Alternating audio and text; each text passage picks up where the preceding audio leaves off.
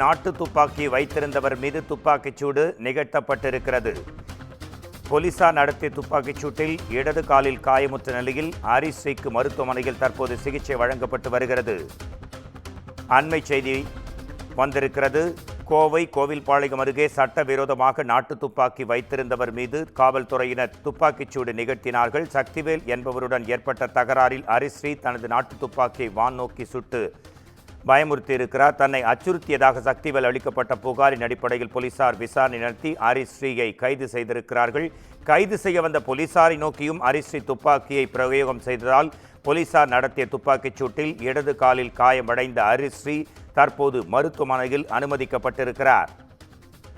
ஹரிஸ்ரீ என்ற நபர் துப்பாக்கியை வைத்து மிரட்டியது தொடர்பாக போலீசார் அவரை கைது செய்ய சென்றபோது போலீசாரையும் அவர் மிரட்டியதாக தெரிகிறது. இது குறித்து நமது குமுதம் செய்தியாளர் ஞானசேகரன் தரும் உடனடி மற்றும் விரிவான தகவல்களை கேட்கலாம்.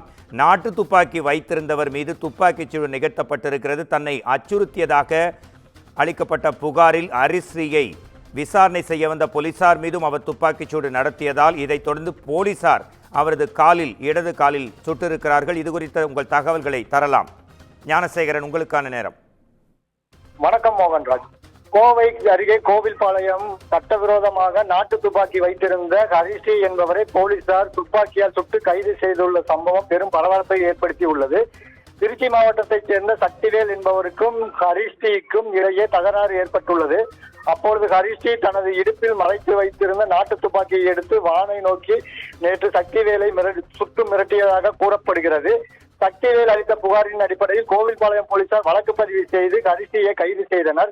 பின்னர் அவரிடமிருந்து அந்த சட்டவிரோத துப்பாக்கியை மீட்பதற்காக காவல்துறையினர் அவரை இன்று சம்பவ இடத்திற்கு அழைத்து சென்றனர். அப்பொழுது எதிர்பாராத விதமாக ஹரிஸ்ரீ திடீரென தப்பிக்க முயன்றதுடன் காவல்துறையினரை நோக்கி துப்பாக்கியால் சுடவும் முயன்றுள்ளதாக கூறப்படுகிறது.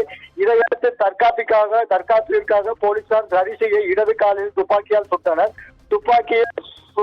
துப்பாக்கிச் சூட்டில் படுகாயமடைந்த ஹரிஸ்ரீயை உடனடியாக மீட்டு கோவையில் உள்ள அரசு மருத்துவமனைக்கு சிகிச்சைக்காக அனுப்பி வைத்தனர்.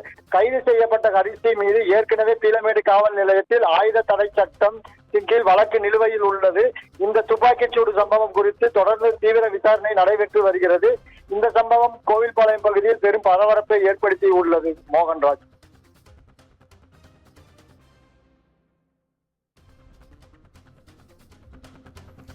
ஞானசேகரன், உங்கள் தகவல்களுக்கு நன்றி.